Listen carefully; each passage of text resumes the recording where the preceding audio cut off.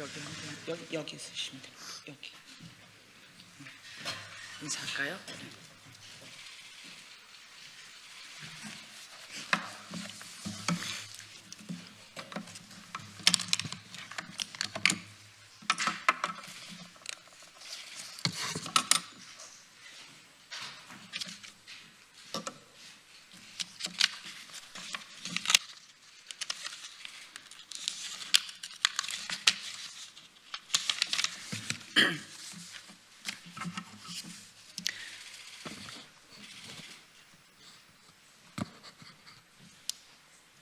안녕하십니까. 무안공항 여객기 참사 국정조사 특위 국민의힘 간사 김은혜입니다. 그리고 함께 국정조사를 진행할 이달희 서천호 위원이 함께 기자회견을 진행하도록 하겠습니다. 저희 국민의힘 국정조사 특위 위원들은 여전히 2024년 12월 29일에 멈춰서 있는 무안공항 둔덕의 진실을 밝히기 위해 이 자리에 섰습니다. 여객기 참사 이후 이재명 정부는 로컬라이저 시설은 규정에 맞게 만들어졌다. 또 조종사의 과실이 원인일 수 있다라며 참사 1년이 넘도록 진실규명에 소극적인 태도를 견지해 왔습니다. 국민의힘은 지난 참사 이후 12월 29일 여객기 참사 진상규명 특위를 통해 진실규명 및 유족의 일상회복을 위한 활동을 전개해 왔습니다. 그럼에도 불구하고 밝혀지지 않은 참사의 실체 규명을 위해서 국정조사를 민주당에 제안한 바 있습니다. 다음 주 국정조사 첫 회의를 앞두고 겹겹이 가려져 있는 진실이 담겨 있는 보고서를 입수한 바 이 자리에서 공개합니다.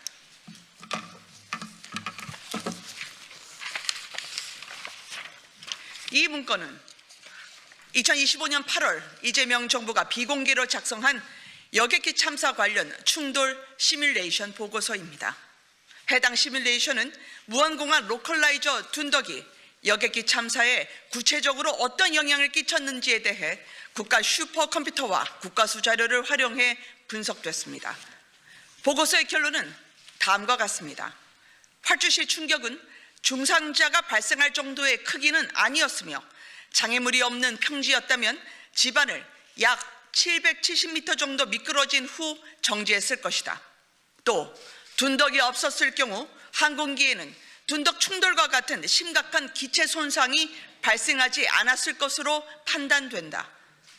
마지막으로 만일 무안공항의 방위각 제공 시설이 둔덕이 없고 부서지기 쉬운 구조물로 지지되어 있었다면 항공기는 담장을 뚫고 지나갔을 것으로 판단되고 이때의 충격도 중상자가 발생할 정도로 크지 않았을 것이다. 즉 2024년 12월 29일 제주항공 2216편은 상공에서 버드 스트라이크가 발생했고 여객기 엔진이 손상됐으며 랜딩 기어가 미작동된 채 활주로에 동체 착륙을 했지만 그럼에도 불구하고 이 콘크리트 둔덕이 없었다면 사망자 제로, 즉 전원 생존했을 것이라는 결론입니다. 정부는 이 같은 사실이 드러나자 이제서야 콘크리트 둔덕 시설이 사실은 공항 안전 운영 기준과 비행장 시설 설치 기준 등 여러 가지 관련 규정을 지키지 못했다는 점을 뒤늦게 인정하기 시작했습니다. 최근 국토부는 국정조사를 앞두고 다음과 같은 내용의 자료를 제출했습니다. 로컬라이저 등을 부러지기 쉽게 설치해야 되는 공항 안전 운영 기준은 2003년에 제정됐지만 시행 시기를 2007년 무안공항 개항 당시가 아닌 2010년부터로 적용했다는 내용입니다. 무안공항은 착공 당시에 동부가 전쟁기지로 불리면서 온 국민의 기대를 모은 만큼 개항 시기를 충분히 예측 가능했던 상황이었습니다. 그럼에도 불구하고 그 중요한 안전 운영 기준을 그 중요한 공항에 적용하지 않았던 겁니다. 또한 국토부는 이번에 2020년 개량 사업 당시 공항 안전 기준에 따라 정밀 접근 활주로 착륙대 종단에서 240m 이내에는 부서지기 쉽게 개선했어야 본다라면서 2020년 개량 공사가 부실하게 진행된 점을 인정했습니다.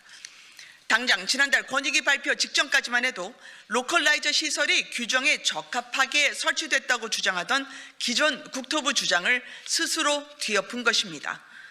무한공항 로컬라이저 관련 정부 입장을 왜 이렇게 급작스럽게 바꿨는지, 혹시 죽음의 둔덕을 묵인하고 방관해온 정부의 책임을 회피하기 위한 목적은 아니었는지 반드시 국정조사에서 밝혀야 합니다. 책임져야 할 이들이 현행법의 사각지대를 틈타 책임을 회피할 수 없도록 나서야 합니다. 이에 따라 세 가지를 이재명 정부와 민주당에 요구합니다. 첫째, 죽음의 둔덕을 만들고 방치한 이들을 처벌하지 못하는 현행법 개정이 필요합니다. 현행 중대재해처벌법에서는 공항의 로컬라이저와 둔덕시설이 중대재해 규정시설에 포함되어 있지 않습니다. 수천만 우리 국민은 물론 외국인들까지 함께 이용하는 공항의 활주로라면 그 위에 설치된 로컬라이저와 둔덕 역시 당연히 중대 시민재해 요건에 포함돼야 합니다. 죽음의 둔덕을 만들고 방치한 데 따른 마땅한 책임을 물을 수 있도록, 또한 12월 29일 여객기 참사 특별법 개정 등 즉각적인 법 개정에 여야를 넘어 모든 의원님들께서 뜻을 함께해 주시리라 믿습니다. 둘째, 둔덕에 책임 있는 관계자들에 대한 전면 수사가 이뤄져야 합니다. 현재 여객기 참사와 관련해서 경찰에 입건된 이들은 총 44명입니다. 그러나 이 중에는 2007년 현장 점검, 2020년 계량 공사에 책임 있는 당시 국토부 장관 등 고위 관계자들이 단 한 명도 포함되어 있지 않습니다. 이 비극에 책임져야 할 사람들이 정권의 입맛에 맞춰 책임을 면하는 일이 없도록 수사 대상에 예외가 없어야 합니다. 셋째, 철저한 국정조사에 임하겠습니다. 미진할 경우에 특검이 필요합니다. 다음 주부터 무한공항 여객기 참사 국정조사가 시작됩니다. 참사에 책임 있는 이들에 대한 전면 수사가 개시돼야 합니다. 2020년 계량공사 등의 책임이 있는 김현미 전 국토부 장관을 포함한 관계자들을 국민의힘은 증인으로 요구할 것입니다.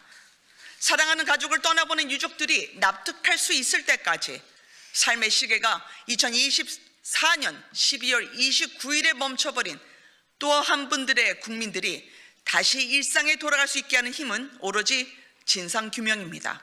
국정조사에서 관계자들의 책임 있는 답변과 실체 규명이 이루어지지 못할 경우 특검이 실시되어야 합니다.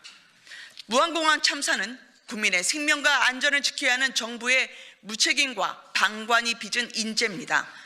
김인덕 국토부 장관 또한 지난 8월 특위에서 필요하다면 얼마든지 특검을 할 수 있을 것이라고 발언한 바 있습니다.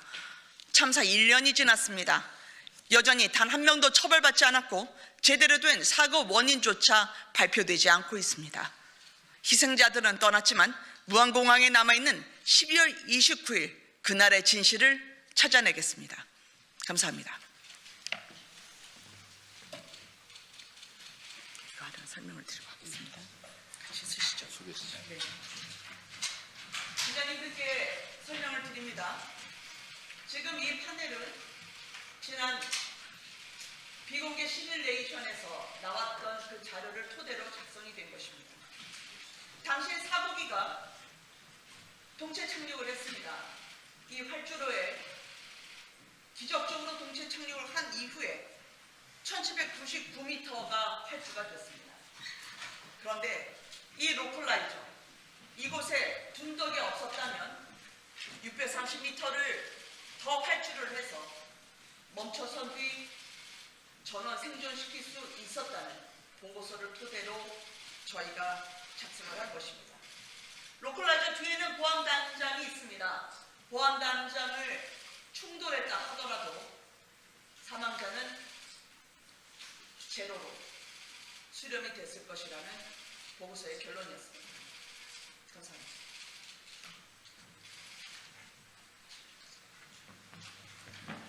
감사합니다. 애쓰셨습니다.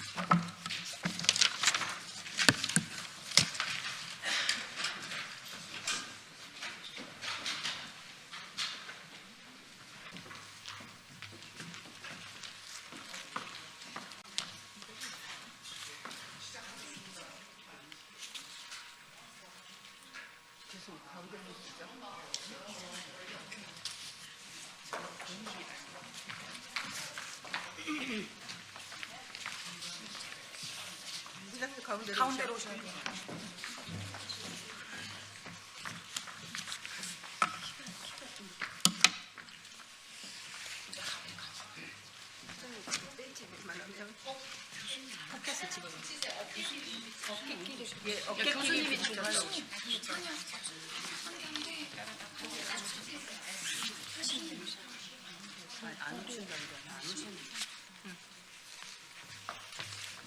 한분 나가고 이렇게 뒤로 이렇게 하면 어깨 붙이라고. 어깨 붙이. 예, 위아래로 내가 옳지. 너무 아래다. 이거 이상하다. 여기를 이렇게 해. 가까이 붙이. 올리시래. 네. 죄송해요. 제가 잡아드리겠습니다. 이렇게 잡고 이렇게 올리고 이렇게 올리고. 괜찮습니다. 라인 한쪽으로 갔어. 한 발만 더 왼쪽으로 가봐요. 한 발만 왼쪽.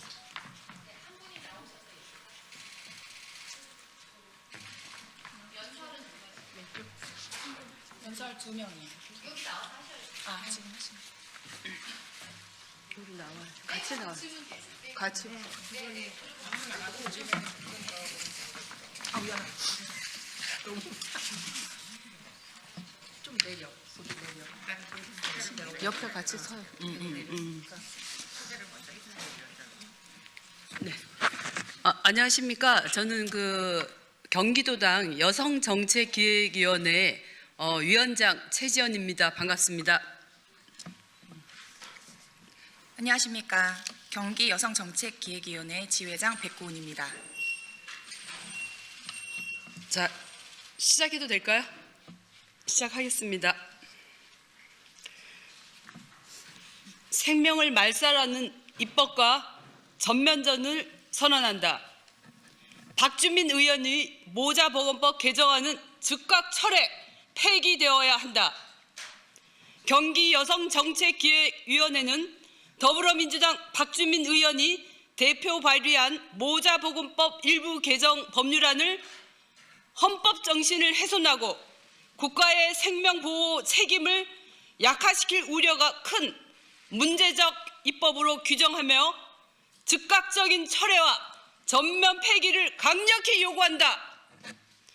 형법 개정이 우선이다. 형법을 그대로 둔 채 모자보건법을 우회적으로 손보는 방식으로는 근본적인 문제를 해결할 수 없다. 여성의 목소리와 여성의 건강권뿐만 아니라 아이의 생명권도 보장되어야 한다. 여성과 함께 고려돼야 할 또 하나의 주제, 아이의 생명권을 외면한 모자보건법은 결코 만들어져서는 안 된다. 이 법안은 선택의 문제가 아니다. 이는 국가가 생명을 지킬 것인가, 법으로 살인을 승인할 것인가의 문명적, 헌법적 분기점이다. 헌재 결정을 조작한 생명포기 입법 2019년 헌법재판소는 낙태의 무제한 허용을 결정한 적이 없다. 헌재는 태아의 생명이 헌법상 보호 가치임을 명확히 하며 여성과 태아의 권리를 조화시키는 책임 입법을 국회에 명령했다. 그러나 박주민 의원의 개정안은 낙태 허용 사유 삭제, 임신 주수 제한 삭제, 태아 보호 기준 삭제를 통한 제한 없는 낙태를 사실상 전면 허용하게 만들고 있다. 임신 주수 제한 없는 심각한 법적 공백, 이 개정안에는 낙태 가능 시점에 대한 제한이 단 한 줄도 없다. 이는 임신 후기, 심지어 출산 직전까지도 낙태가 가능해지는 법적 공백을 의미한다. 국가는 태아 생명을 보호해야 할 최소한의 기준조차 스스로 폐기하고 있다. 기준 없는 법은 보호 없는 법이다. 미성년자와 의료인을 보호하지 못하는 제도, 16세 이상 미성년자의 부모 동의 없는 낙태 허용은 보호가 아니라 국가의 책임 약화이며 성범죄와 착취를 은폐하는 통로가 될 수 있다. 또한 이 법안은 의료인의 양심과 전문성을 존중할 명확한 장치가 사라지고 시술을 강요하는 사실상 국가에 의한 강제 규범이다. 상담 후 시술은 즉각 중단하고 보호 중심 구조로 전면 재설계하라. 상담은 낙태를 유도하는 절차가 아니라 여성을 보호하고 임신 출산을 포함한 모든 선택지를 충분히 안내하는 국가 책임의 보호 상담이어야 한다. 인공 임신 중절 약물 도입 즉각 중단하라. 우리는 상담 이후 약물에 의한 임신 중절을 허용하는 방식에 분명히 반대한다.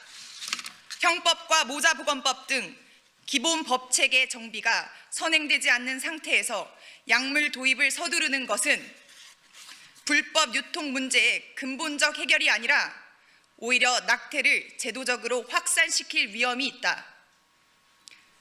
낙태 약물은 의학적 안정성이 충분히 검증되지 않았고 해외 사례에서도 도입 이후 낙태 건수가 급증하는 문제가 확인되고 있다. 우리의 요구는 명확하다. 낙태 허용 사유와 임신 주수 제한을 법에 명시하라. 태아 생명 보호 원칙을 법률에 복원하라. 숙려기간과 실질적 보호 상담을 도입하라.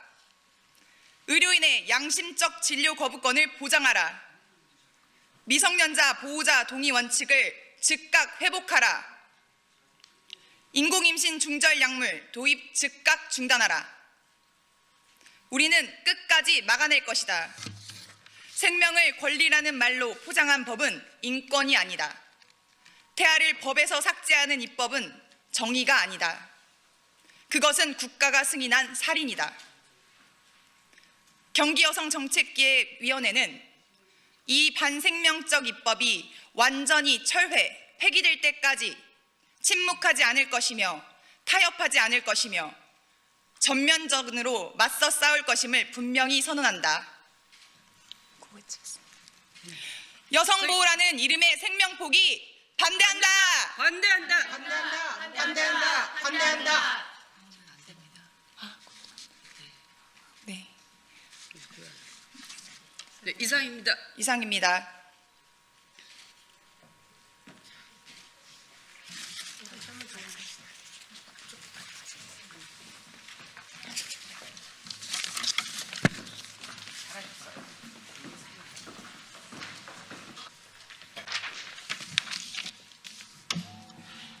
네, 안녕하세요.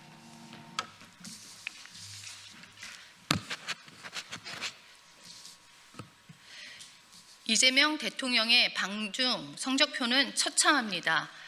국격과 안보를 통째로 갖다 바친 조공 외교이자 역대급 망언 대행진입니다.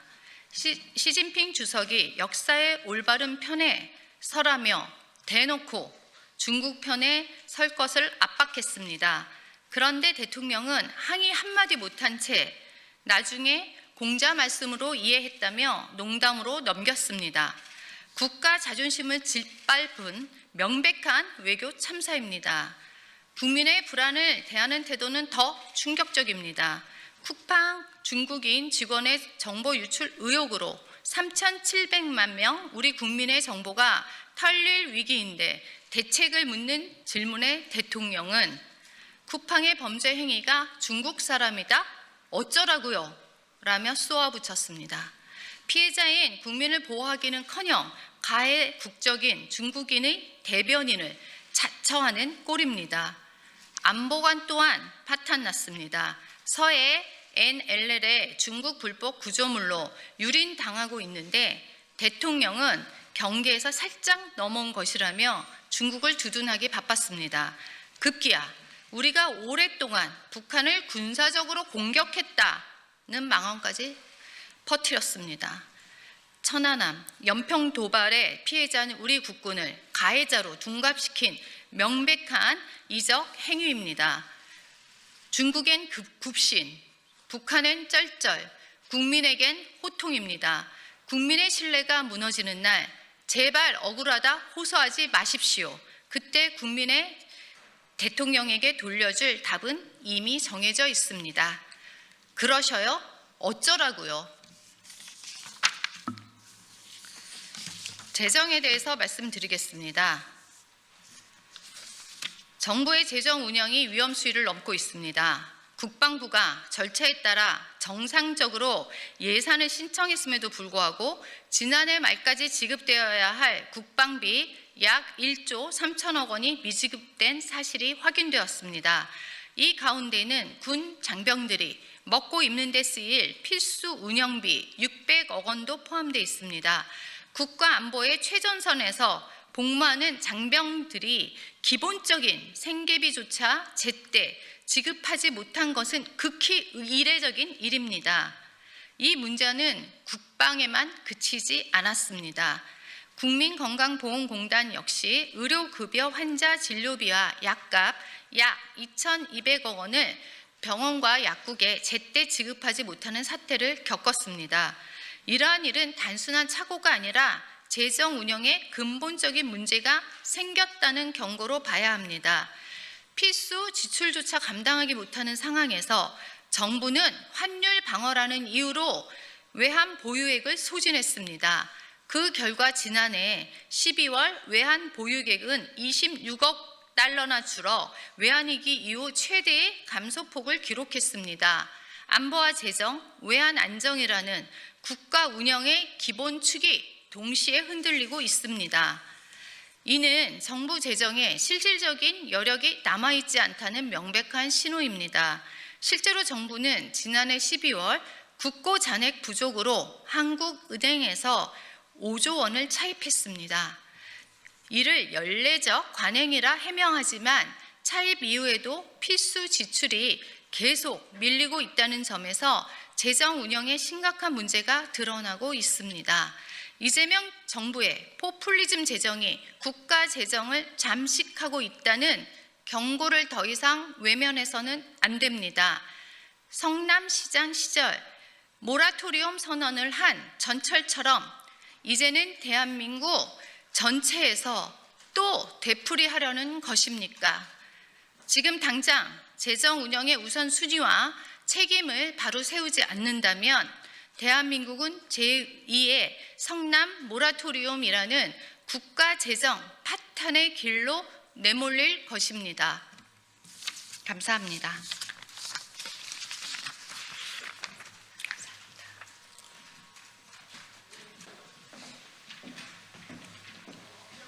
고생이 많으십니다. 아이고 이런.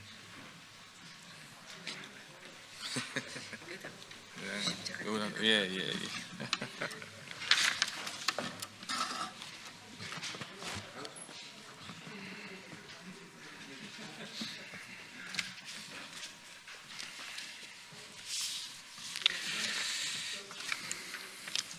배짝 더 오시죠.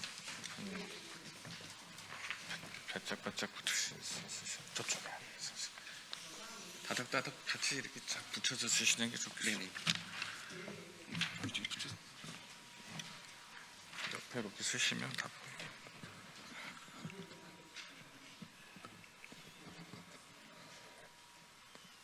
네, 안녕하십니까.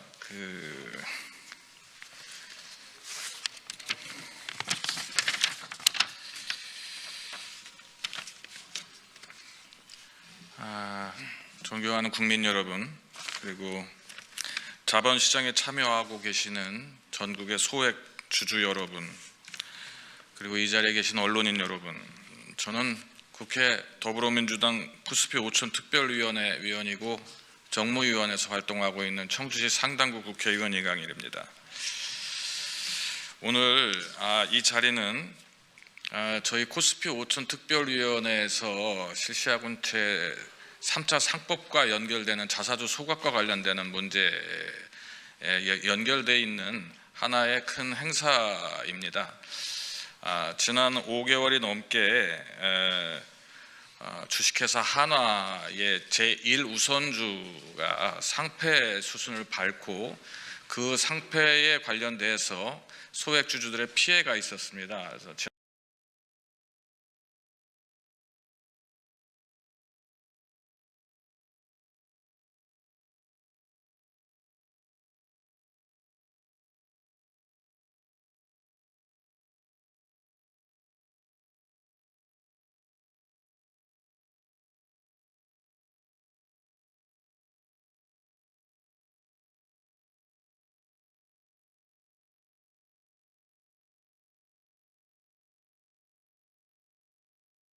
하나와 소액 주주들 간에 내가 되었습니다. 아울러 지금 대한민국의 자본시장에서 그 유래를 찾아보기 힘들기에 상장 폐지와 관련돼서 소액 주주들의 침해된 권리를 구제하기 위해서 자본가, 기업가 측에서 자발적으로 이 협상에 임해줬다는 부분이 또 하나의 커다란 우리나라의 자본시장의 한 기록을 남기는 행위가 아닌가 하는 데서 큰 의미를 부여할 수 있을 것 같습니다. 이 부분과 관련돼서 우리 소액 주주님들의 의견을 듣고 진행할 수 있도록 하겠습니다.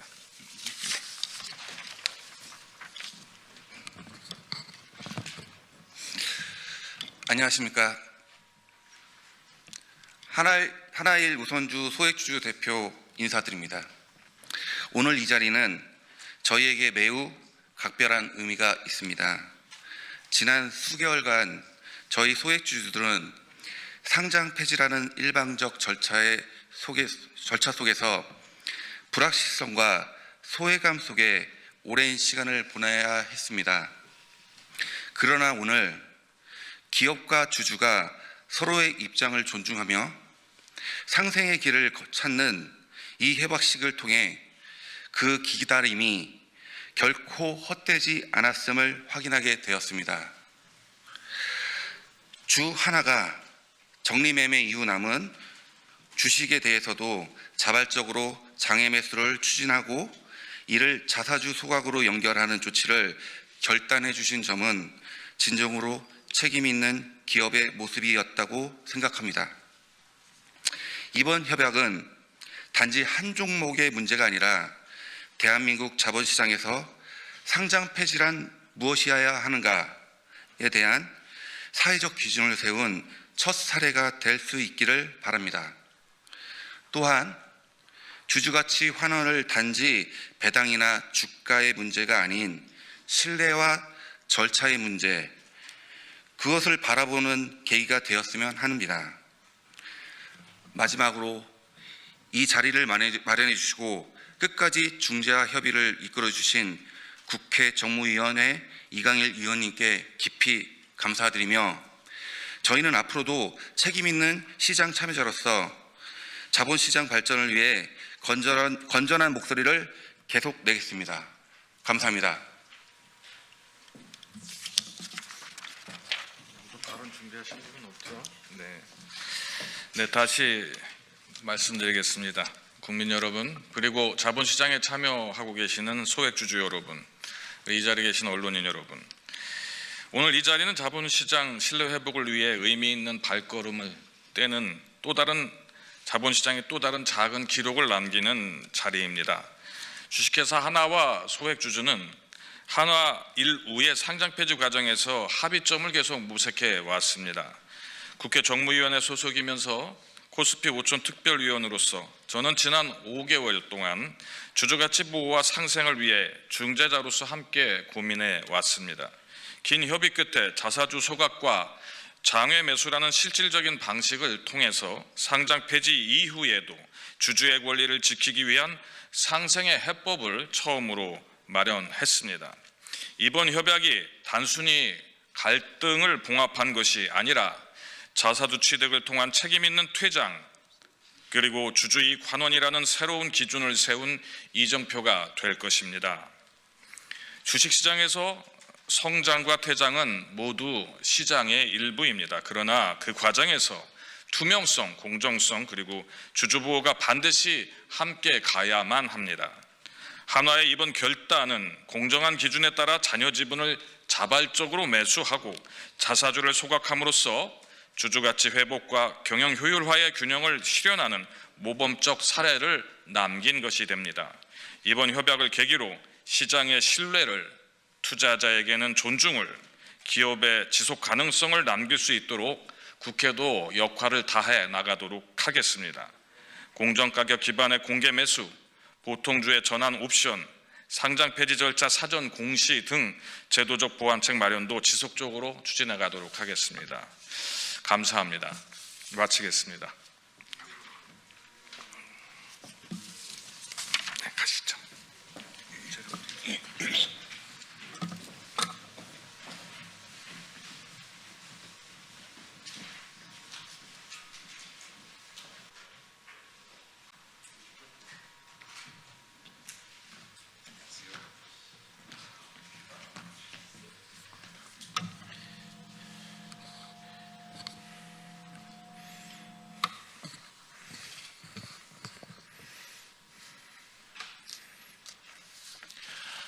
네, 바쁘신 중에 귀한 시간 내주신 각 언론사 관계자 여러분들께 진심으로 감사드립니다.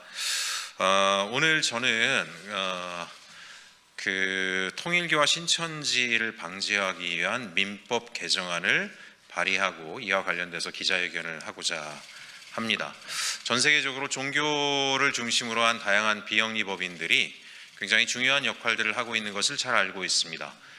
비영리법인들은 점점 더 많은 부가가치 창출과 고용 창출, 지역사회 서비스에서도 큰 역할을 해주는 것으로 알고 있고, 다만 우리 대한민국의 민법상 비영리법인과 관련된 제도는 1960년대 이후로 낡은 상태를 유지하고 있어서 많은 개선이 필요한 상황이라 저는 현재 비영리법인의 전면적 개선, 규제 개혁을 위한 준비들을 하고 있습니다. 그러나 비영리법인의 지금의 다양한 규제를 개선해서 활성화를 위한 법을 발의하기 이전에 통일교, 신천지 등이 비영리법인의 종교법인의 지위를 악용하여 부당하게 정치에 개입하고 헌정 질서를 유린하고 국정농단을 한 사태에 대해서는 엄중하게 문책하고 해산의 기준을 명확히 해서 이런 일들이 다시는 대한민국 사회에 벌어지지 않도록, 또한 이 사람들이 그동안 축적한 자산을 미리 빼돌려서 국고에 귀속되는 것을 회피하려고 하는 조치에 대해서도 엄중한 조치를 취하는 것이 우선이라고 생각하여 오늘 기자회견을 하게 되었습니다. 먼저 기자회견문을 읽고 이후에 또 추가적인 질문이 있으시면 바깥에서 답변 드리도록 하겠습니다. 통일교 신천지 방지법 기자회견.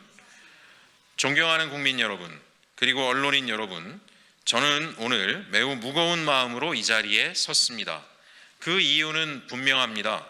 종교의 이름으로 정치에 개입하고 국정농단을 하고 헌정 질서를 훼손한 사례들이 더 이상 묵과할 수 없는 수준에 이르렀기 때문입니다. 통일교를 둘러싼 정치권 노비와 권력 핵심과의 유착 의혹, 신천지를 둘러싼 선거 개입 논란과 조직적 동원 의혹은 이미 국민들께 낯선 이야기가 아닙니다. 이 사건들은 단순한 종교 문제가 아닙니다. 헌법이 금지한 정교분리 원칙을 정면으로 위반한 정치 개입, 그리고 비영리 종교법인의 외피를 쓴 국정 개입, 국정농단의 문제입니다. 종교의 자유를 지키기 위한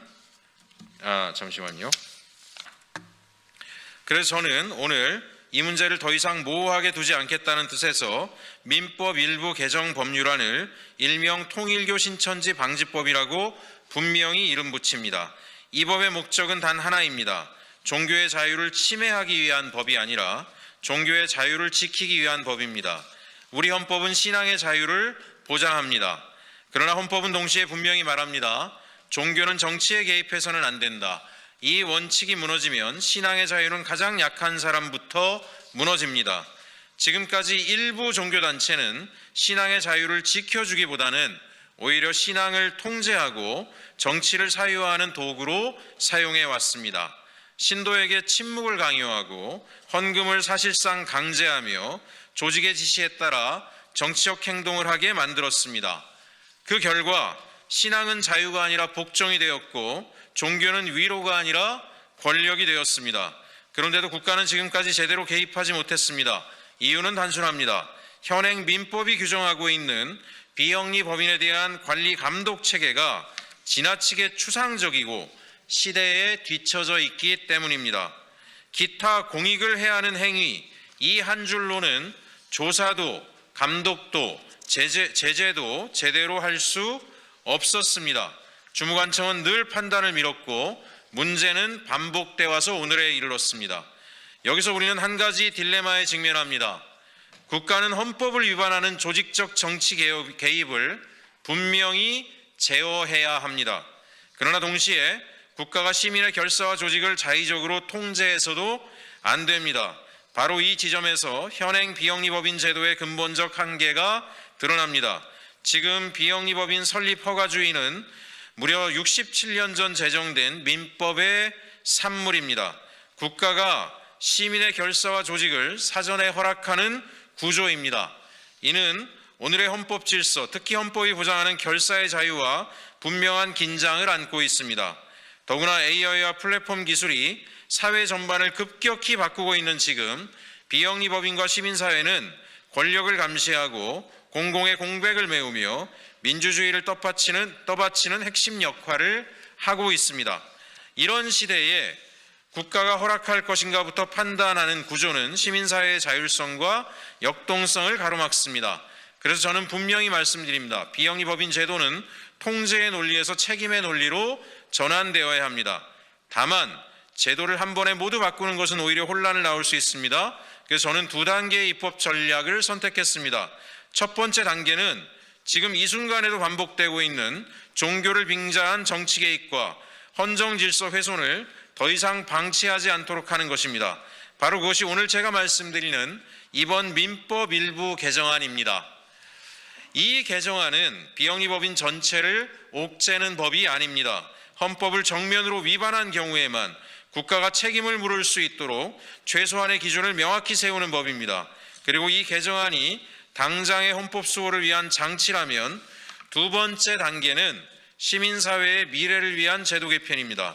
저는 이 개정안과는 별도로 비영리 법인의 설립 체계를 허가주의에서 벗어나 인가 등록 중심 체계로 전환하는 후속 입법도 준비하고 있습니다. 국가는 사전 통제자가 아니라 사후 책임을 묻는 역할에 집중해야 합니다. 즉 이번 민법 개정안은 통제 강화를 위한 법이 아니라 통제를 줄이기 위한 법으로 가는 출발점입니다. 이제 그 구체적인 내용을 말씀드리겠습니다. 이번 민법 개정안은 첫째, 설립 허가 취소 기준을 명확히 했습니다. 개인의 일탈이 아니라 법인 차원에서 범죄가 반복됐는지, 헌법이 금지한 정치 개입이 조직적으로 이루어졌는지를 법에 분명히 적었습니다. 통일교와 신천지 사례에서 드러난 바로 그 문제를 법의 언어로 명확히 한 것입니다. 둘째, 국가가 눈을 뜨고도 아무것도 못하던 구조를 끝내기 위해 주무관청의 검사 조사 권한을 법에 명시했습니다. 자료 제출 요구, 현장 조사, 관계자 진술 요구까지 모두 법적 근거를 분명히 했습니다. 동시에 청문 절차와 의견 제출 기회를 명시해 행정권 남용은 철저히 막았습니다. 이 법은 강한 법이지만 무분별한 법은 아닙니다. 셋째, 아주 중요한 핵심입니다. 중대한 반사회적 행위와 정치 개입으로 설립 허가가 취소된 경우에만 그 법인의 자녀 재산을 국고에 귀속하도록 했습니다. 왜냐하면 돈이 남아있는 한 법인은 이름만 바꿔 다시 태어나기 때문입니다. 사람도 구조도 문제도 그대로 반복됩니다. 이 조항은 보복이 아닙니다. 헌법상 신앙의 자유를 보호하기 위한 최소한의 안전장치입니다. 그리고 국고로 귀속된 재산은 다시 공익을 위해 사용됩니다. 다시 한번 분명히 말씀드립니다. 이 법은 정상적으로 운영되는 재단법인, 건전한 종교단체, 선의로 활동하는 비영리 법인을 결코 겨냥하지 않습니다. 오히려 그분들을 보호하는 법입니다. 소수의 일탈 때문에 전체 종교계와 시민사회가 불신받는 현실을 끝내기 위한 법입니다. 그래서 저는 이 법을 통일교 신천지 방지법이라고 부릅니다. 이 이름은 혐오가 아니라 책임의 이름입니다. 정치에 개입하고 헌법을 무너뜨리고 신앙의 자유를 짓밟은 행위에 대해 이제는 국가가 책임을 묻겠다는 선언입니다. 국민 여러분, 신앙의 자유는 방치로 지켜지지 않습니다. 헌법은 선언만으로 지켜지지 않습니다. 제도가 있어야 하고 법이 있어야 하며 국회가 책임져야 합니다. 저 최혁진은 그리고 비영리 법인이 통제의 대상이 아니라 민주주의의 동반자가 되도록 법과 제도를 끝까지 바로잡겠습니다. 종교의 자유를 지키기 위해, 헌법을 지키기 위해, 민주주의를 지키기 위해 끝까지 가겠습니다. 감사합니다. 본 통일교 신천지 방지법은 일부 종교를 등에 업은 비영리 법인이 그 등치, 몸집과 자산을 활용해서 국정농단을 또 헌법을 훼손하는 일을 일삼고 이것을 적당한 제도적 보완장치의 틈새를 이용해서 자신들의 지위를 더욱 확대하거나 정치와의 결탁을 통해서 자신들의 이권들을 확대하는 것을 전면적으로 차단하는 법안입니다. 이 조치는 이후에 제가 준비하는 법안인 대한민국의 비영리 조직의 자유로운 설립과 다양한 활성화, 이런 부분들과 연동되는 법이라고 말씀드릴 수 있겠습니다. 그동안의 비영리 법인과 관련된 제도를 전면적으로 개편해 나가겠습니다. 그동안에는 설립부터 각종 규제로 진입을 틀어막고 지원체계는 부실하고 감독 자체는 허술하며 정치적 이권과 결탁될 경우에는 몸집을 키울 수 있게 되어 있던 비영리 법인 제도를 자유로운 설립과 활성화를 위한 다양한 지원체계, 하지만 책임은 명확히 하고 그로 인해서 정말 시민을 위해서 봉사하고 대한민국의 미래의 번영을 위해서 역할을 하는 비영리 법인이 활성화될 수 있도록, 그리고 지역사회를 위해서 일하는 수많은 종교단체들이 박수받고 격려받을 수 있는 그런 환경으로 나아가기 위한 출발점이라고 말씀드리겠습니다. 경청해 주셔서 감사합니다.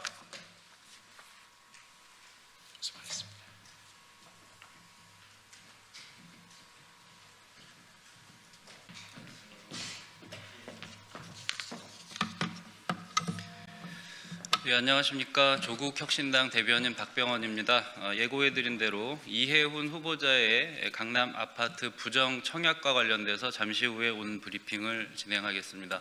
원래 예고한 시간은 15분인데요. 그냥 조금 일찍 시작할 수 있도록 하겠습니다.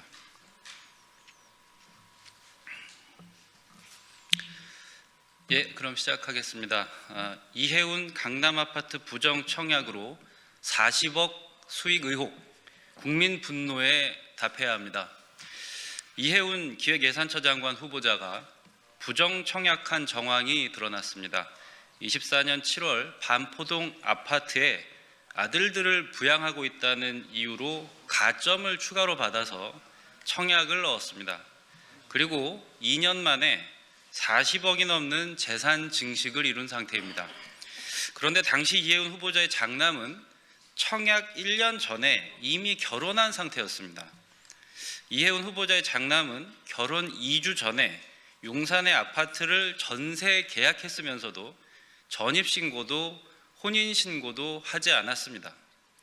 그리고 부양가족으로 남아서 청약 당첨 이뤘습니다. 그리고는 청약 당첨 2일 후에 용산 전셋집으로 전입신고를 했습니다. 부정청약으로 재산을 늘린 것 아니냐는 국민들의 분노가 출렁이고 있습니다. 내란에 대한 이해훈 후보자의 부적절한 과거 행적과 더불어 국가의 기획 예산을 다룰 부처의 수장으로서 70억이 넘는 부동산을 부정 취득했다는 문제는 그냥 넘어갈 수준의 문제가 아닙니다. 이해훈 후보자가 직접 의혹에 답하시기 바랍니다. 26년 1월 9일 조국혁신당 대변인 박병원이었습니다. 감사합니다.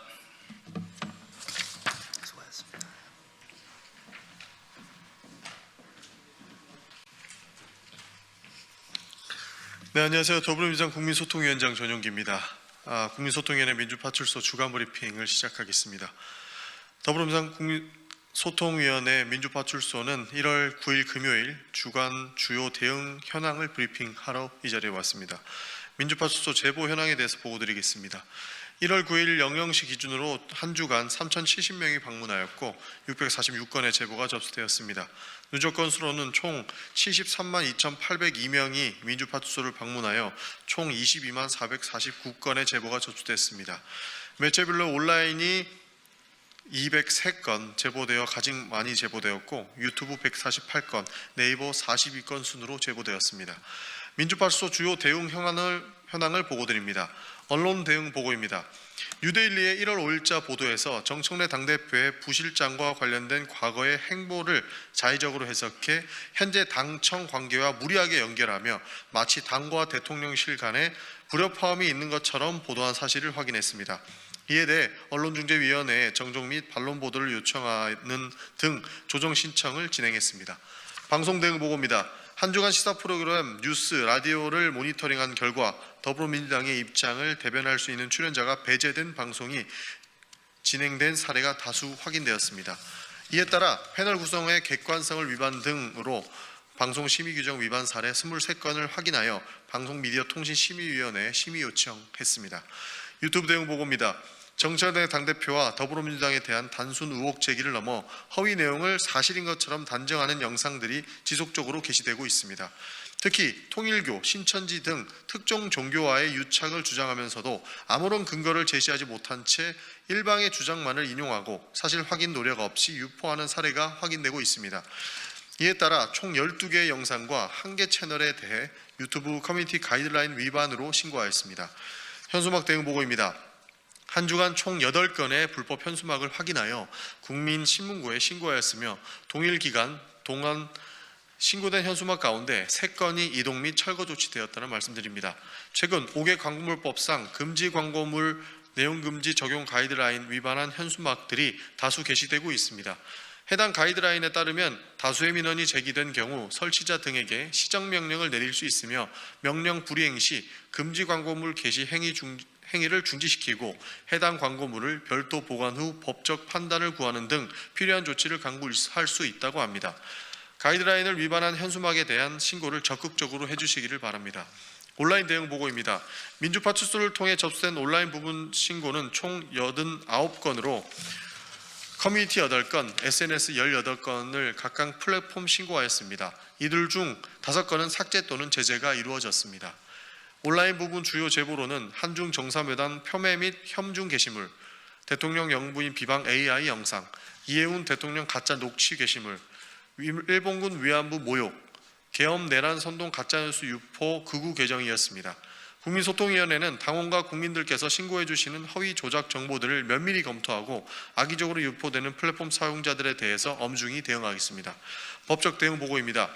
일부 유튜브 채널이 정청래 당대표와 관련해 악의적인 허위 사실을 반복적으로 유통함에 따라 해당 채널에 대해 고발 조치를 진행했습니다. 해당 채널은 정청래 대표가 통일교, 신천지와 유촉했다는 주장 등을 사실 무근한 내용을 유포한 바 있습니다. 이상으로 대응 보고 드렸습니다. 2026년 병원연이 밝았습니다. 말의 기운처럼 힘차고 당당한 한 해가 되시기를 기원하며 말하는 대로 모든 일이 이루어지고 진실의 말이 힘을 갖는 한 해가 되기를 바랍니다. 감사합니다. 새해 복 많이 받으십시오. 감사합니다.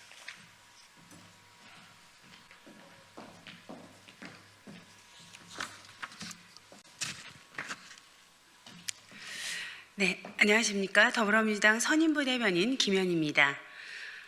최근 국민의힘 장동혁 대표가 새 신안을 발표했는데요. 말과 행동이 많이 다른 부분들이 있어서 이와 관련된 논평 브리핑하도록 하겠습니다. 영남 30석 공천 양보 요구한 고성국 장동혁 대표는 수용한 것입니까? 계엄의 반성은 개사과로, 계엄 옹호는 공천으로 답했는지요? 장동혁 대표의 국민 기만을 규탄합니다. 장동혁 대표의 12.3 불법 비상계엄 사과가 말뿐이었음이 다시 한번 확인됐습니다. 국민의힘에게 묻습니다. 보수의 일이, 그 길이 그렇게도 어려운 일입니까? 장 대표는 새 신안을 발표한 지 하루 만에 친윤 핵심이자 극단적 충성 경쟁의 상징적 인물을 지도부 전면에 세웠습니다. 계엄에 대한 반성과 단절을 말하던 시점에서 오히려 계엄 이전의 정치로 되돌아가겠다는 신호를 국민에게 보낸 셈입니다. 이어 계엄과 윤허개인을 노골적으로 옹호하고 주장해온 고성국 씨를 입당시켰고 공개적으로 환영했습니다. 사과 직후에 이어진 이 행보는 국민을 향한 설명이 아니라 극단적 지지층을 향한 메시지에 가깝습니다. 공천을 둘러싼 정황 또한 석연치가 않습니다. 고 씨는 공개석상에서 영남 30석을 양보하라며 노골적인 공천을 요구했고 이후 장 대표는 일정 규모 이상의 기초단체장 공천을 중앙당이 직접 관리하겠다고 언급했습니다. 요구가 나오자마자 응답이 뒤따른 셈입니다. 이는 단순한 우연으로 보기는 어렵습니다. 두 사람 사이에 이미 사전 교감이나 커넥션이 있었던 것 아니냐는 합리적인 의심이 드는 이유입니다. 계엄을 반성한다던 정당이 계엄을 정당화해온 인사의 요구에 공천과 당 권력으로 화답하고 있다면 이는 쇄신이 아니라 정치적 거래에 가깝습니다. 실제로 이러한 모순에 대한 의구심은 국민의힘 내부에서도 공개적으로 제기되고 있습니다. 장동혁 대표는 이 현실을 더 이상 외면해서는 안 됩니다. 더불어민주당은 헌정 질서를 유린한 계엄의 책임을 끝까지 묻겠습니다.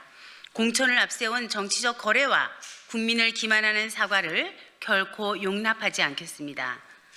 실제 계엄 극복의 의지가 있다면 말이 아니라 행동으로 증명해 보이십시오.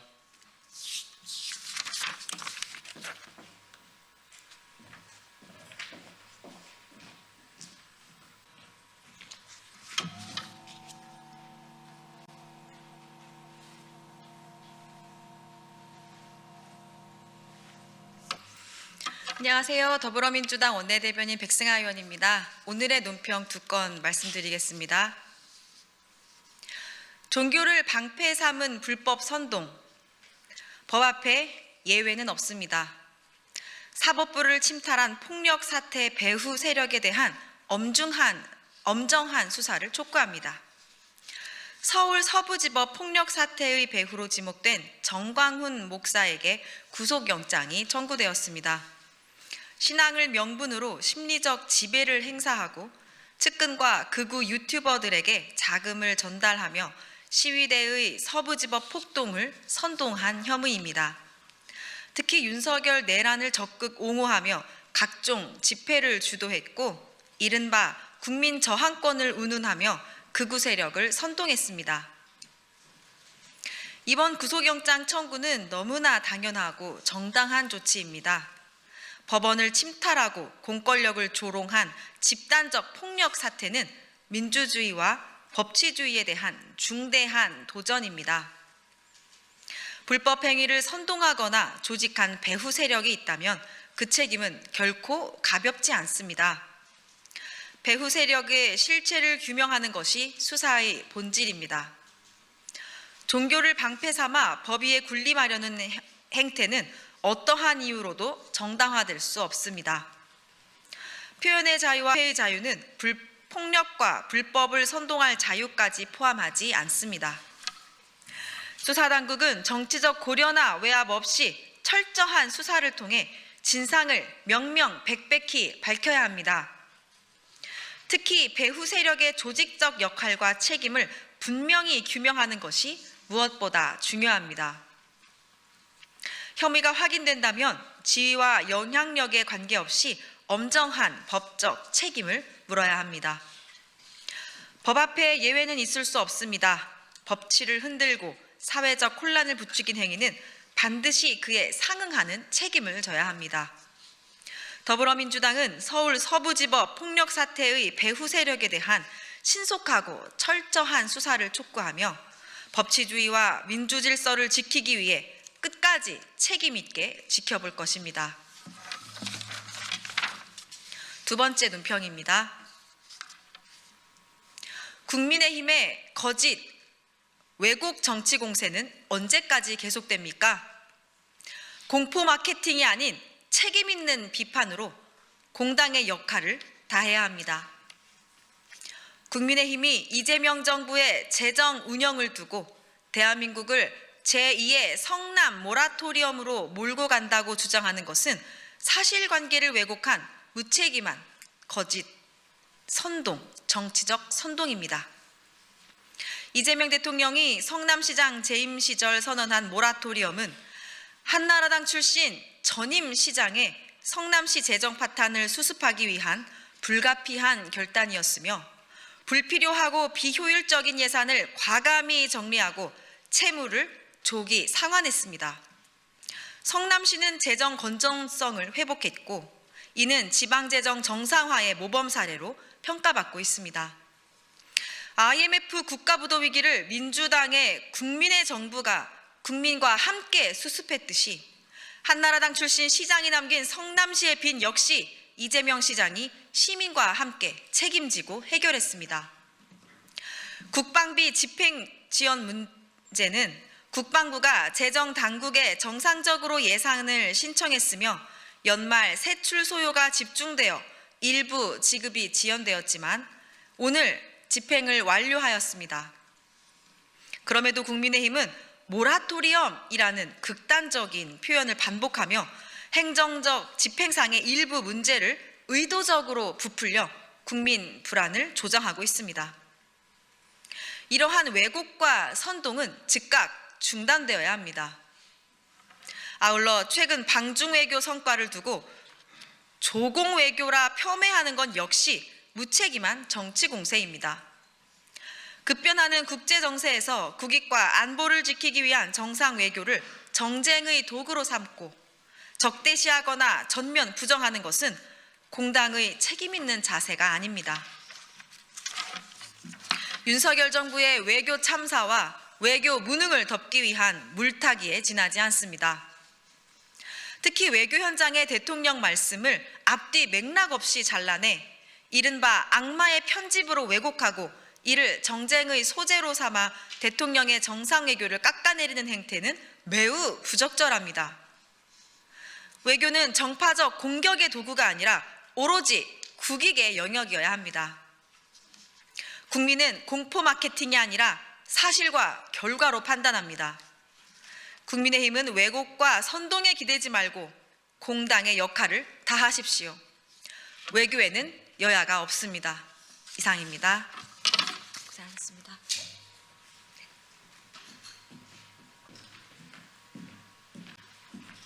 안녕하세요. 네, 새해 복 많이 받으십시오.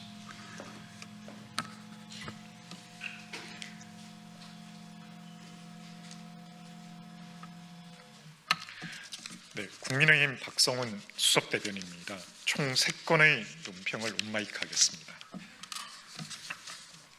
김병기 민주당 경찰의 부패 삼각동맹, 거대한 카르텔을 깰 수 있는 건 특검뿐입니다. 민주당 김병기 의원을 둘러싼 의혹이 단순한 개인의 비위를 넘어 당, 정, 경이 유착된 조직적 부패 카르텔의 양상을 띠고 있습니다. 양파 껍질 벗겨지듯 터져나오는 의혹은 가히 권력형 비리 종합한 수준이지만 당사자는 뻔뻔하게 버티고 있고 소속 정당은 증거를 인멸하기 급급하며 경찰은 대놓고 수사를 뭉개고 있습니다. 김 의원은 자신에게 쏠린 구체적인 증거와 증언 앞에서도 반성은커녕 버티기로 일관하고 있습니다. 제명당하는 한이 있더라도 내 발로 탈당은 안 한다는 발언은 국민을 향한 선전포고와 다름없습니다. 민주당 지도부의 행태는 더욱 가관입니다. 강선우 의원은 전격 제명하면서도 의혹의 몸통으로 지목된 김 의원에 대해서는 윤리심판원 결정을 지켜보자며 시간만 끌고 있습니다. 야당의 작은 의혹에는 온갖 비난을 퍼붓더니 자당 의원의 중대 비리 앞에서는 침묵하는 민주당식 내로남불은 이제 국민 기만을 넘어 공당으로서의 존재 이유를 스스로 부정하고 있습니다.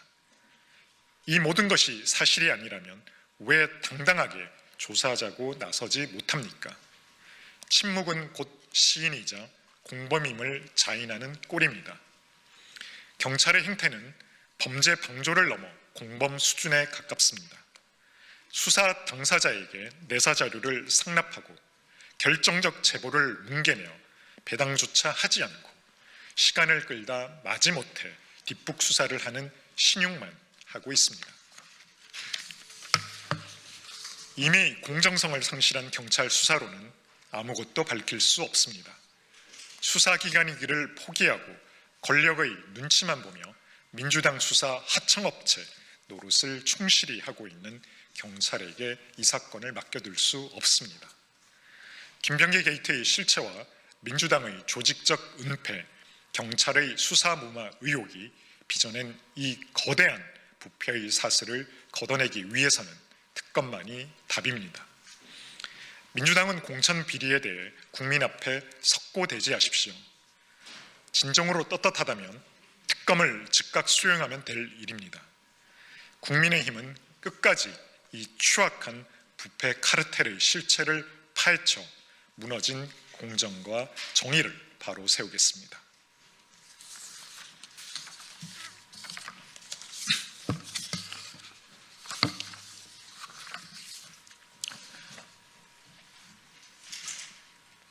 폭언과 갑질을 넘어 불법, 탈법 의혹까지 청문회가 아닌 수사 대상인 이해운 후보자는 즉각 사퇴하십시오. 이혜원 기획예산처 장관 후보자를 둘러싼 각종 의혹은 더 이상 도덕성이나 그릇된 인식의 문제로 치부할 수 있는 수준을 이미 넘어섰습니다. 폭언과 갑질 논란을 넘어 이제는 주택 공급 질서를 정면으로 훼손한 불법, 탈법 의혹으로까지 번지고 있습니다. 분양가 상한제를 현금 부자에게 로또를 옮기는 제도라고 맹렬히 비판해온 당사자가 그 제도로 37억 원에 분양받은 아파트가 현재 90억 원에 육박하는 로또가 된 현실은 내로남불이라는 말 외에는 설명이 되지 않습니다. 여기에 더해 시세나 기준 가격이 존재함에도 분양가를 기준으로 재산을 축소 신고했다는 의혹까지 제기되고 있습니다. 문제의 본질은 위선에 그치지 않습니다. 결혼, 취업으로 독립한 장남을 세대원으로 유지해 청렴 가점을 끌어올린 것은 명백한 주택 공급 질서 교란이자 법 위반 여부를 엄정히 따져야 할 사안입니다. 현행 주택법은 거짓이나 그 밖의 부정한 방법으로 주택을 공급받은 경우 공급계약 취소는 물론 3년 이하의 징역 또는 3천만 원 이하의 벌금 형사처벌을 명시하고 있습니다.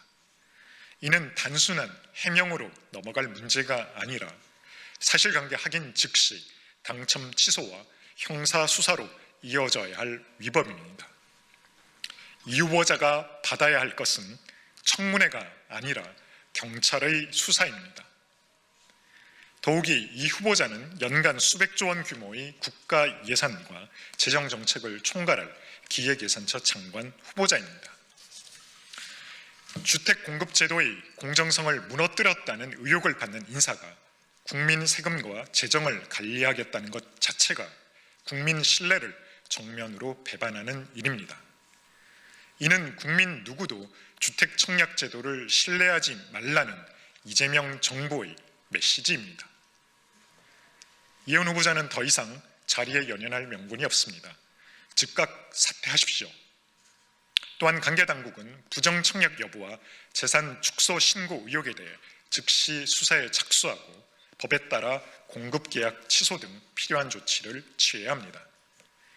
아울러 이러한 기본 사실조차 인사검증 단계에서 거르지 못한 청와대 인사검증 시스템은 정청래 민주당 대표의 표현대로 완전히 에러가 났습니다. 이재명 대통령은 잘못된 인사에 대한 책임을 반드시 져야 합니다. 부적격자를 장관 후보자로 지명하고 국회에 인사검증을 요청하는 것은 국민을 기만하는 행위일 뿐입니다. 법을 어긴 자가 앉을 자리는 없습니다. 이것이 국민의 상식입니다.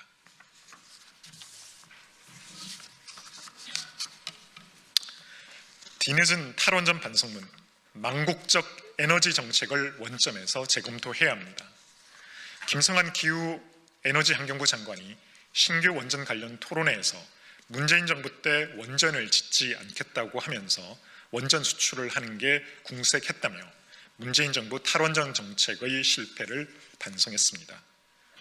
김 장관은 또한 우리나라의 태양광 여건과 재생에너지의 한계를 언급하며 안정적 전력 공급을 위해 원전 필요성을 인정했습니다.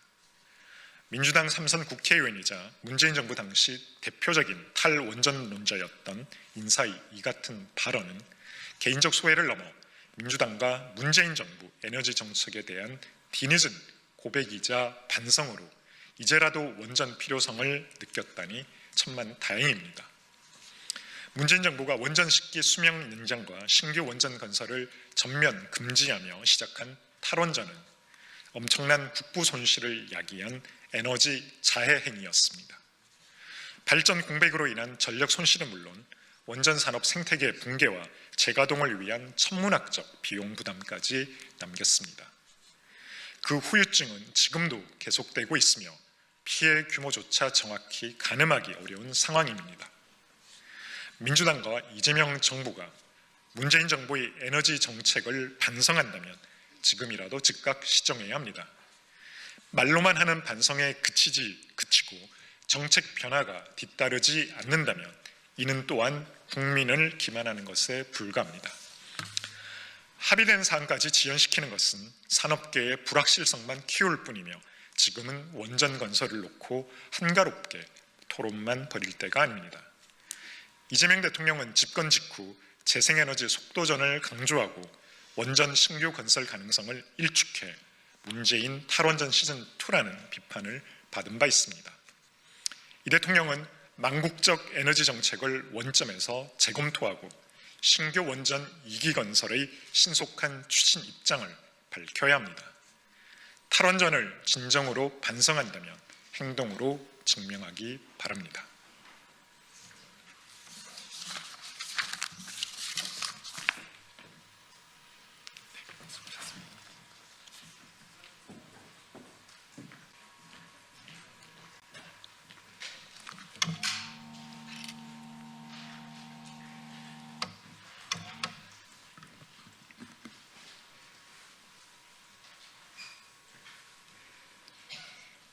네, 기본소득당 대변인 노서영입니다. 오늘 현안 관련 3가지 브리핑 진행하도록 하겠습니다.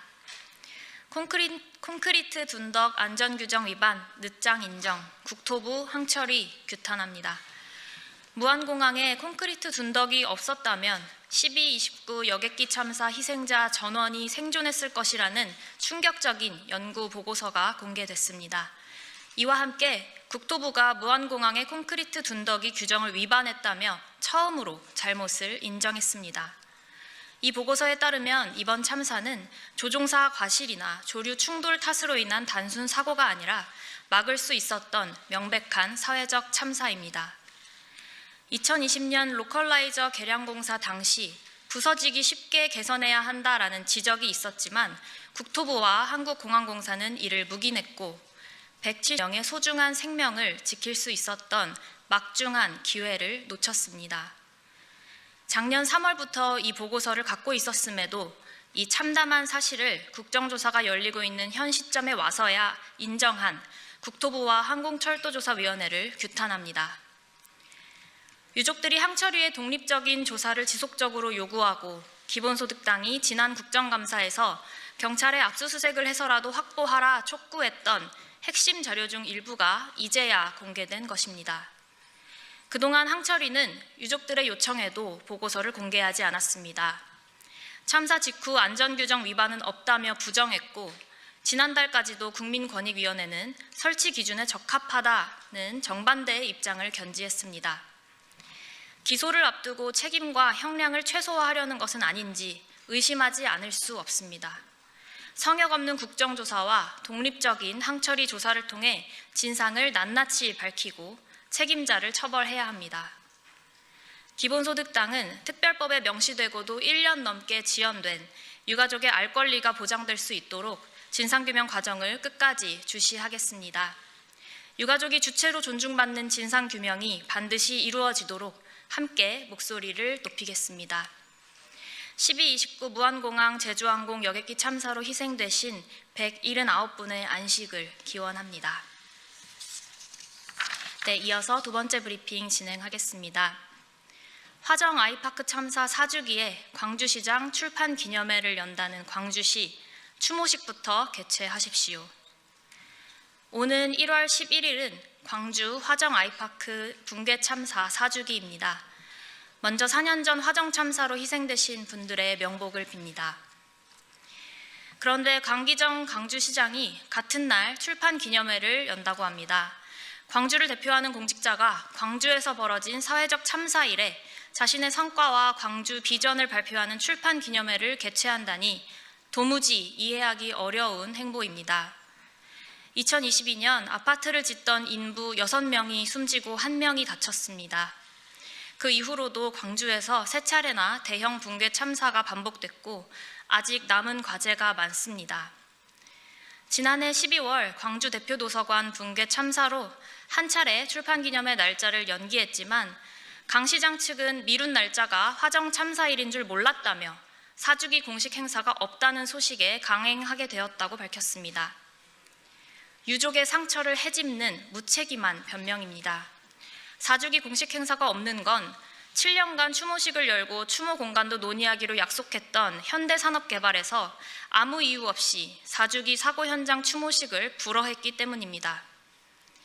길바닥에서라도 개최하겠다며 힘든 싸움을 이어가고 있는 유족의 입장을 헤아리고 이들을 지원하기는커녕 지적을 받고도 시정하지 않고 강기정 시장의 출판 기념회를 강행하려는 광주시를 강력히 규탄합니다. 강기정 시장님께 고언 드립니다. 지금이라도 화정 참사 유족들에게 사과하고 출판 기념식 취소하십시오. 그리고 현대산업개발이 유족에게 약속했던 추모식과 추모 공간 마련이 제대로 이행될 수 있도록 광주시가 지원하십시오. 그것이 도리입니다. 네, 이어서 마지막 브리핑 진행하겠습니다. 내란정당의 박근혜, 윤석열 구제하는 탄핵 지우기법 발의, 국민들은 속지 않습니다. 유영하 의원을 필두로 한 국민의힘 소속 의원들이 탄핵 대통령의 예우를 회복하자는 파렴치한 법안을 발의했습니다. 이번에 유영하 의원이 대표 발의한 전직 대통령 예우에 관한 법률 일부 개정 법률안에는 탄핵당에 퇴임한 후 5년이 경과하거나 형기 종료 또는 사면이 된 전직 대통령에 대해서는 예우를 회복하자는 내용이 담겨 있습니다. 국민들의 엄중한 탄핵 심판을 무효로 돌리려는 그야말로 탄핵 지우기법입니다. 국민의힘이 어떤 정당입니까? 헌정사상 단 2명뿐인 탄핵 대통령을 배출한 정당. 내란 수계 윤석열 탄핵 이후에도 적극적인 내란 동조 행위로 내란 정당 선고를 받은 정당입니다. 해산밖에는 답이 없는 상황인데도 반성과 쇄신은커녕 내란은 가짜뉴스라며 국민들을 속이고 본인들의 잘못을 지우려는 노력만 계속하고 있습니다. 그러나 국민의힘이 아무리 발악해봤자 국민들은 진실을 잊지 않을 것입니다. 국민의힘은 아무런 의미도 소용도 없는 탄핵 대통령 복권 시도 그만두고 해산의 길을 받아들이십시오. 지금 필요한 건 내란 정당의 탄핵 지우기법이 아니라 기본소득당이 추진해온 내란 종식 특별법과 내란 종식 8법 등의 내란 완전 종식법입니다. 국회가 나서서 강력한 입법 조치로 내란 세력 발본색원합시다. 기본소득당은 내란 세력을 완전 청산하여 내란 완전 종식을 이룰 때까지 멈추지 않고 나아가겠습니다. 이상입니다.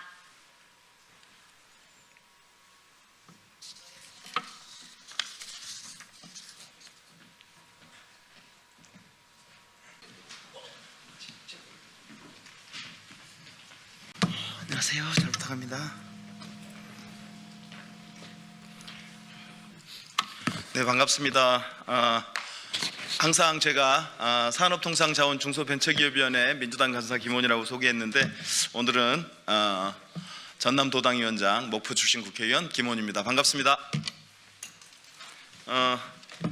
오늘 급하게 기자설명회를 잡은 거는 오늘 그 오찬에 있었던 이재명 대통령과 광주 전남 광주 의원들 간의 전남 광주 통합 문제에 대해서 의논한 내용을 여러분 앞에 설명드리기 위해서 오늘 이 자리를 급하게 마련했습니다. 오늘 참석하신 분들 한 분씩 말씀드립니다. 전남 광주 통합 특별법안을 발의한 정준호 의원님 오셨습니다. 그리고 신정훈 나주화순 의원님 오셨습니다. 양부남 광주시당 위원장님 오셨습니다. 순서를 먼저 시당위원장 먼저 있어야 됩니다. 정진욱 우리 광주 의원님 오셨습니다. 그다음에 김문수 우리 순천갑 국회의원 오셨고요. 조계원 여수을이죠? 여수을 국회의원 오셨습니다. 그러면 제가 오늘 나온 얘기 간단하게 설명을 드리고 나가서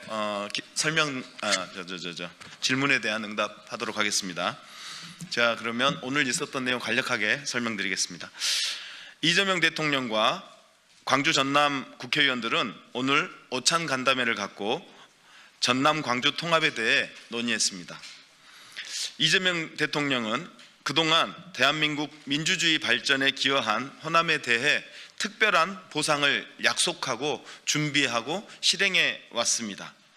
때마침 전남 광주 통합 논의 등에 맞추어 재정 지원 대규모 확대, 공공기관 이전, 산업 및 기업 유치 지원 등 호남 발전에 획기적 대전환이 가능할 정도의 통큰 지원, 집중 지원을 약속하셨습니다. 전남, 광주 국회의원들은 이재명 정부의 호남 지원 정책을 통해 호남 발전에 중대한 전기가 마련될 것으로 기대하며 전남, 광주 통합에 대해 찬성 의사를 표명했습니다. 다가오는 지방선거에서 전남, 광주 특별시장 통합선거 실시를 위해 통합 결의는 광주시의회, 전남도의회의 의결하는 방식을 추진하기로 하였고 주민들의 의견 수렴과 설명을 위해 주민설명회 등을 실시하기로 하였습니다. 광주 전남 국회의원 일동은 통합 추진을 위해 민주당 중앙당의 광주 전남 통합특위 구성을 당에 요구하기로 하였습니다. 통합특위는 전남 광주 통합특별시 지원 특례 법안을 만들 예정입니다. 정부 측은 국무총리가 특례 법안과 연계하여 전남 광주 통합 지원 내용에 대한 특례 내용에 대해서 준비해서 1월 15일경에 발표할 예정입니다.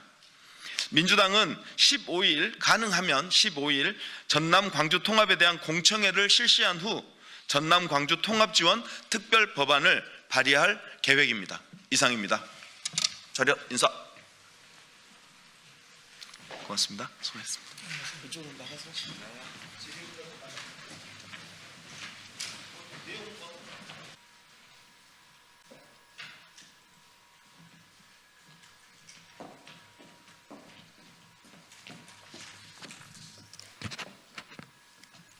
안녕하십니까. 더불어민주당 선임부대변인 김현희입니다. 네, 중국 방문 시에 이재명 대통령께서 간송미술관의 석사자상을 중국에 반환한 것과 관련해서 논평을 브리핑하도록 하겠습니다. 문화유산 제자리 찾기로 평화와 공존의 길을 넓혀가겠습니다. 더불어민주당은 이재명 대통령이 문화유산 제자리 찾기의 의미를 담아 간송미술관 소유의 석사자상을 중국에 기증한 결정에 대해서 환영의 뜻을 밝힙니다. 아울러 석사자상을 고향에 돌려줘야 한다고 했던 간송 전영필 선생님의 유지와 기증이란 큰 결정을 내려준 간송미술관에 깊은 감사를 표합니다. 이번 결정은 문화유산을 소유의 대상이 아닌 상호 존중의 원칙 위에서 인류 공동의 유산으로 대하는 성숙한 국가의 선택입니다. 또한 과거의 역사를 직시하면서도 그 위에서 평화롭고 미래지향적인 관계로 나아가야겠다라고 하는 의지의 표현입니다. 석사자상이 제자리를 찾는 것처럼 한중 관계도 상호 호혜적 협력 위에 더욱 굳건해질 것입니다. 더불어 문화유산 제자리 찾기가 일방이 아닌 상호 책임과 신뢰에 기반한 국제적 실천임을 보여주는 과정이 될 것입니다. 더불어민주당은 이번 석사자상 기증으로 한중 관계가 더욱 굳건해질 수 있는 계기가 되기를 희망합니다. 아울러 문화유산 제자리 찾기가 갈등을 넘어 세계 평화를 상징하는 실천으로 자리 잡을 수 있도록 힘을 모아 나가겠습니다.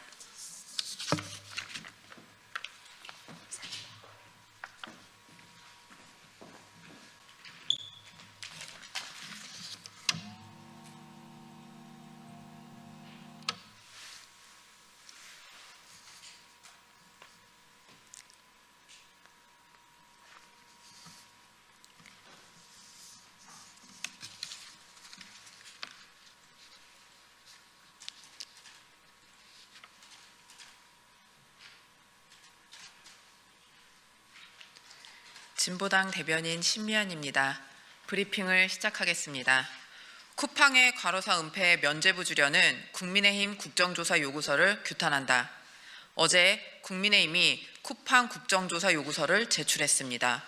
쿠팡 국정조사를 개인정보 보호를 위한 국정조사라고 제목을 바꿔 성격을 둔갑시키더니 통신 3사, 알리, 테무 등 중국계 이커머스 기업, 김병기 쿠팡 오찬 의혹까지 담았습니다. 각종 사안을 끼워넣는 수법을 쓰면서도 정작 연일 폭로되고 있는 쿠팡 노동자의 과로사, 산재 은폐, 증거 은멸 의혹은 모두 빼놓았습니다. 가장 중요한 국민의 생명과 안전 문제는 의도적으로 삭제하고 정책 노름과 반중 정서만 남긴 잡탕 요구서입니다. 결국 수사 범위를 무한정 늘려 시간을 끌고 쿠팡 국정조사마저 정쟁의 도구로 삼으며 사실상 쿠팡의 각종 혐의를 물타기해 주려는 것 아닙니까? 그동안 쿠팡은 대규모 개인정보 유출과 은폐 의혹, 노동자 과로사와 산업재해, 불공정 거래와 독과점 논란, 탈세와 총수 책임 문제까지 각종 사안을 일으켰습니다. 그럼에도 연속 청문회를 거부하고 기껏 나온 증인들은 회피와 위증만 반복하며 국민을 기만했습니다. 국민의힘은 국회 무시, 국민 우롱하는 쿠팡의 행태를 보고도 국정조사를 지연시키며 쿠팡의 범죄 의혹을 덮어주려 하는 것입니까? 쿠팡이 미국 기업, 미국인 총수라서 쩔쩔매는 것입니까? 국민 분노가 하늘을 찌릅니다. 국민의힘은 쿠팡 사태를 정쟁과 이념의 도구가 삼는 이 행태를 즉각 중단하기를 바랍니다. 쿠팡, 김앤장, 공무원 유착, 썩을 대로 썩은 기업범죄 면책 카르텔 일벌백계해야 합니다. 8일 보도에 따르면 쿠팡은 2020년 고 장덕준 씨 과로사 사건을 계기로 진행된 노동부의 근로감독 내용을 사전에 입수했습니다. 김앤장 법률사무소와 청와대 행정관 출신 대관 임원이 노동부 직원으로부터 정보를 빼돌렸으며 실제 노동부 직원과 접촉 이후에 형사처벌 대상 항목이 축소된 사실이 확인됐습니다. 노동자의 과로사를 은폐하기 위한 기업과 로펌, 정관 인맥이 일부 공직자까지 가담한 이번 사건은 썩을 대로 썩은 기업 범죄 면책 카르텔의 실체를 보여주고 있습니다. 노동자의 죽음을 기업 리스크로만 취급하는 쿠팡도 문제지만 공직자들이 최소한의 양심과 책임마저 팔아먹었다는 지금의 사실이 참담합니다. 관련자들을 밝혀내 반드시 일벌백계해야 합니다. 나아가 쿠팡과 김앤장, 정관 인맥, 그리고 정부기관의 공무원들이 결탁하여 움직이는 이 사태는 비단 장덕준 씨 사건에만 그치지 않을 것입니다. 재벌 기업의 호위무사를 자처하는 김앤장과 정부 정보와 인맥을 모두 빼가는 대관 임원의 결탁, 곳곳에서 무수히 작동하고 있을 것입니다. 이는 편법이자 범죄입니다. 기업 범죄를 은폐해온 이 구조를 짚고 넘어가지 않을 수 없습니다. 쿠팡은 물론 김앤장, 정관 인맥, 정보 유출에 가담한 공직자까지 예외 없이 엄중히 책임을 물어야 합니다. 동시에 기업 범죄 면책 카르텔 구조를 수사하지 않는다면 이는 또 다른 국민 피해로 이어질 것입니다. 감사합니다.